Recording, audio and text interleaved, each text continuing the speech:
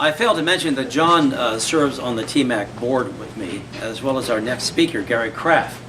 One of the cool things about Krapf buses, if you call any of their 5 or 6 locations and ask for Mr. Krapf, you can get about 5 or 6 people on the phone. Gary is the president of Krapf Coaches, and he will address us now. Thank you.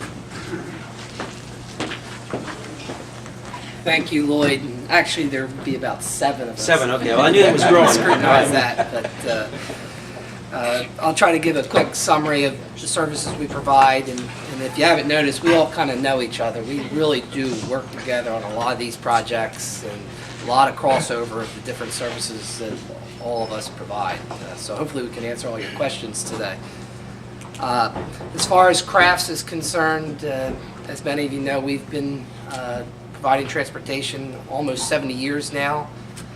School busing was our start. The Westchester School District happens to be our largest school district, approximately 200 buses. Is that right, Suzanne? So we are definitely very involved in the Westchester area. Our main facility is in West Goshen. We employ probably over 350 people out of that facility. Yes, we do have 5 or 6 or so other facilities in the region, but I like to call Westchester home for that respect. Some of the services that we provide other than school buses, we provide motor coaches on an as-needed basis for many different organizations. We provide the Route A, which is part of our public transit division, which has been referenced several times today. That service runs between Coatesville, Exton, and Westchester. It's kind of a one-of-a-kind service. It is unsubsidized. So all these issues we talk about where we're looking for funds, that one really doesn't need funds. It does survive on itself. We transport about 1,000 people a day on 2 buses doing the core part of that service. I'm sure one of the things in the future that may be asked is how can we get that evening extension to Westchester. I'm sure Mike and I have had that discussion many times. Right now that service ends at 7 o'clock in the evenings as far as Westchester is concerned, but Exton gets some service up until 11. Other services that are coming into Westchester include the Scoot, which Mike has mentioned. We provide a private service for Brandywine Hall, which is out on Minor. We're transporting people from 69th Street Station into Westchester to work there on a daily basis. That's the one service that I operate 365 days a year, rain or shine. So it's something people probably are unaware of in this room, but we've provided that service for quite some time. We work very close with the university. There's some folks here from the university. We've run their shuttle system for years. We do their charters. We've even helped them out when SEPTA striked a couple of times. But we have a very good relationship with them, and something that will be noticed this summer. There's a soccer team going to be playing there. Professional women's soccer is coming to Westchester, and we're going to be transporting that team and some of the folks associated with that. So I don't know if the university wants to touch on that, but just something. The Independents, I believe, is their name. We provide some of the SEPTA services in the area that John may have commented on, and work very close with SEPTA. And lastly, we provide the paratransit services for the county, and that's for the seniors and some of the disabled community and various other human service organizations in the county. That's the Rover buses that you see out there.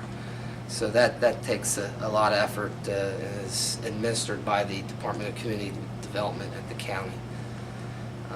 And part of that partnership is we have a subcontractor in Rainbow Cab who is not here today, but they do provide some limited cab services in the area. I thought I should at least mention them. And they do help us with some of the paratransit services too. In the past, I think I should mention, many of you in the chamber remember the runaround or the GSC shuttle that ran in Westchester for some time. It's been quite a few years, but that service was a service that circulated Westchester. It was a shuttle. It was initially set up to service the Government Services Center when it opened out on Westtown Road. And then after a year or so, the county kind of pulled the funding, And there was a partnership of many people that were involved with the chamber to try and fund that for another year or so. That service no longer exists, but I think it's an example of how you can partner together and try and get additional services to the area, because it does take a certain amount of dollars. And I actually thought that service was relatively successful, but funding was an issue, and it's no longer here. Another service we used to run with SEPTA was 202. It used to run down to Wilmington. Again, I thought that was a relatively successful service, and in my mind, I'd love to see something like that come back. Some stuff for the future. I've had discussions with the hospital. If they ever get their funding to do their expansion, they would need to transport their employees because they would lose a lot of parking. That would cause some challenges in the borough if and when that occurs. And I've had many discussions to increase service through the scoop service out of Oxford. People would like to see more frequency of that again. That's a funding issue. It looks like Floyd's getting ready to hook me. But I guess maybe a parting comment or two.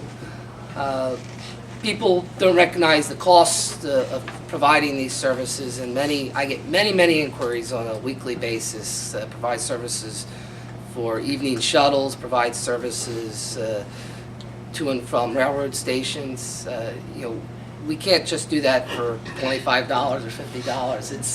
It's going to cost, just to move one bus, it's going to cost $350 and up just to get them started, and people need to recognize that. And hopefully I can answer some of your questions, and sorry for taking too much time. That's okay.